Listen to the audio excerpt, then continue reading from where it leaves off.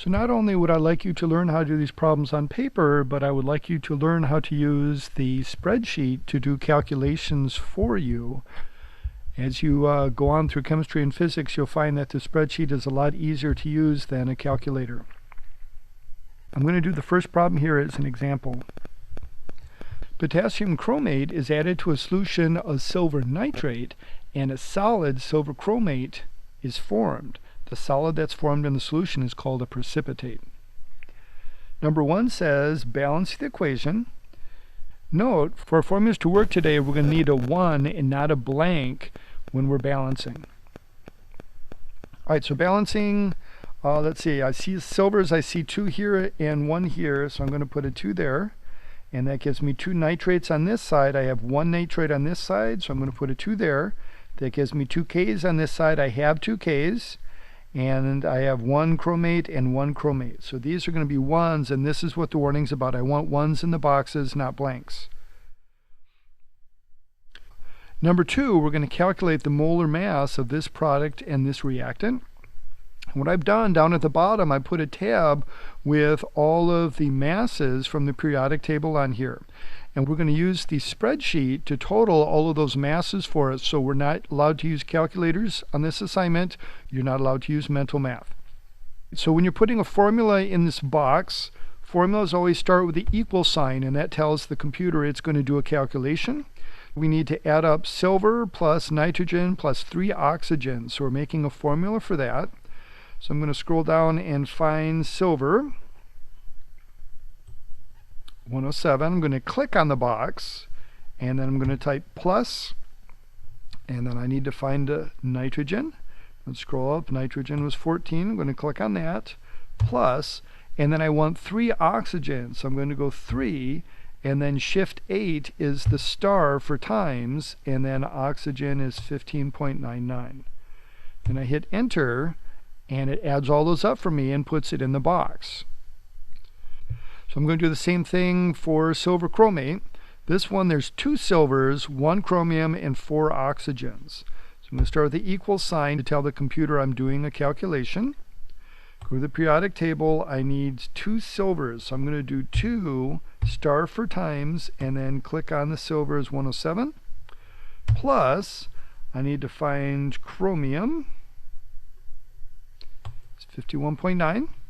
Plus, this one had 4 oxygens, so I'm going to do 4 star for times and click on the 15 for the oxygen and enter. So this is my molar mass for the silver chromate.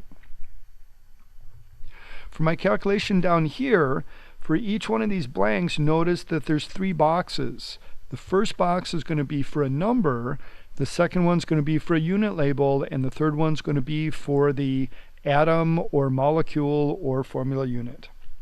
We're starting off with a measurement of 0.500 grams. I do not want you typing numbers in the boxes. I want you to click on them. We'll be making formulas out of these. I'm going to hit an equal sign and then click on the 0.500. When I hit enter, it puts that number in the box for me. Next to that, I need the unit label grams. I'm going to do the same thing. I'm going to hit equals and then click on the grams that's next to it and enter. And this is 0.500 grams of silver nitrate. So in this box, I'm going to do equals, click on the silver nitrate. So this is how I'm going to write this out. Instead of typing it, I want you to click on all of them, and I'll show you why in a little bit. For the next fraction, I know down on the bottom, the unit label and the atom needs to match over here. So I'm going to go to the middle box on the bottom. I'm going to type equals and click on the grams and hit enter. And I'll show you some little shortcuts to use on the computers. Sometimes they're helpful, sometimes they're not. I'm going to click on this box, and up in the top corner it shows me what the formula is inside of the box. It says I want this box to equal what's in box B12, which was this box over here. That little formula is stored inside of this little square in the bottom corner. If I put my mouse on that square and drag it over to the right, what it does is copy the formula over one box, and then it moves the box that it was measuring over one box as well. So when you're going down a column or across a row, this is a shortcut for copying across. When I click on this box, you can see now it has the formula equals C12, and that would be the same thing. If I delete that, if I type equals and click on the box, it still says equals C12. So that was just a little shortcut for that. In this box, we're going to do the molar mass. So I'm going to hit equals, and this was the molar mass for silver nitrate. In this box, this is the only one I'm going to allow you to type. This is for 1 mole. I'm going to have to type that one because it's not on the screen. And then this is also silver nitrate. So I'm going to have this box equal that box. For the next fraction, I want the unit label and atom to match up here. So I'm going to go to the middle box, type equals, click on mole, and enter. And then I'll do my little trick and drag the square over to do the other one.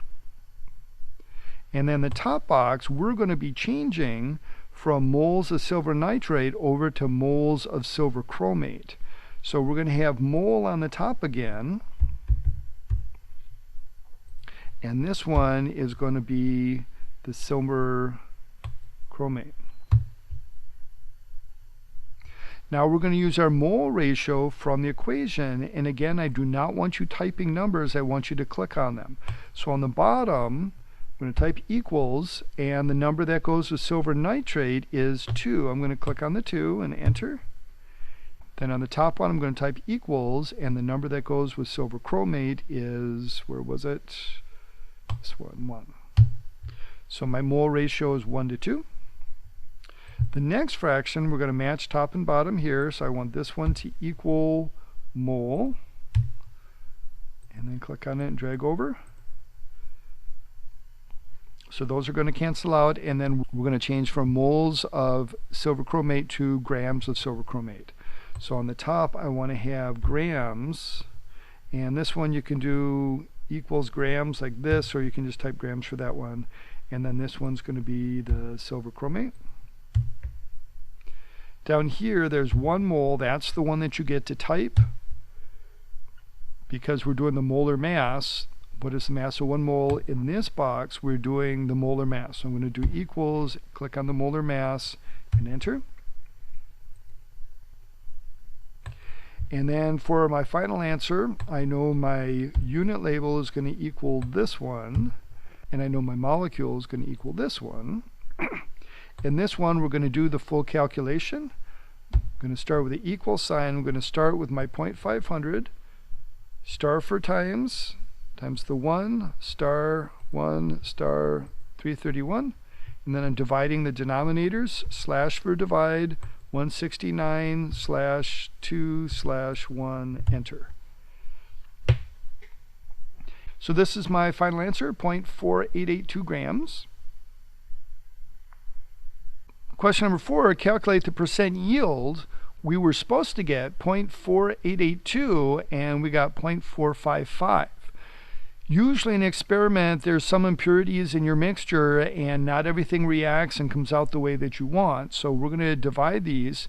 In this box for the calculation, again, it's a calculation, so you do equals. You're going to take the amount that you got, slash for divide, and then click on the amount that you were supposed to get and hit enter. So this is the decimal form. If you're doing this on paper, you'd multiply it by 100 to get 93%. On the computer, what you're going to do is click on that box and go up here to the percent sign and click on it, and it automatically multiplies by 100 and labels the percent sign for you. Our last step, we need to check for significant figures. Our measurement up here had 3 places. So to round this down to 3 places, we're going to use these 2 arrows. This one says decrease decimal values. I'm going to click that once, so I have 3 places. And my final answer over here also needs to have 3 values. See how the measurement goes all the way across the page? This one also needs to have 3 values. I'm going to keep clicking until I get that down to 3 places.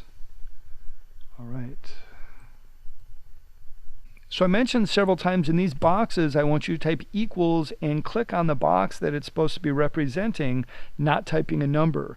And the reason is, in case I made a mistake somewhere and I come back and realize, wait a minute, I balanced my equation wrong. If I change this number because I did everything correctly by changing this number. You see it automatically changed this 3, which automatically changed my answer, which automatically changed my percent yield. If you type the numbers instead of click on them, when you make this change, then you have to go and change this one, and then you have to go and recalculate this one all over again, and then you have to recalculate this one all over again. That's why it doesn't make sense to type numbers. You always want to click on them. So let me put back what it's supposed to be. One more shortcut I wanted to show you. On the periodic table, if you're having trouble finding one of the elements, I put a little search up here. So if I want to find lead, I can type PB, and it tells me that's atom number 82. So when I'm scrolling down, I'm going to scroll down to 82 to find lead. However, you have to look this up ahead of time, because if you're in the middle of typing in a formula, it's not going to let you leave the formula, go search, and then come back to the formula. So you'll find out as you go. And you're going to do the rest of these following the same example. All right, good luck.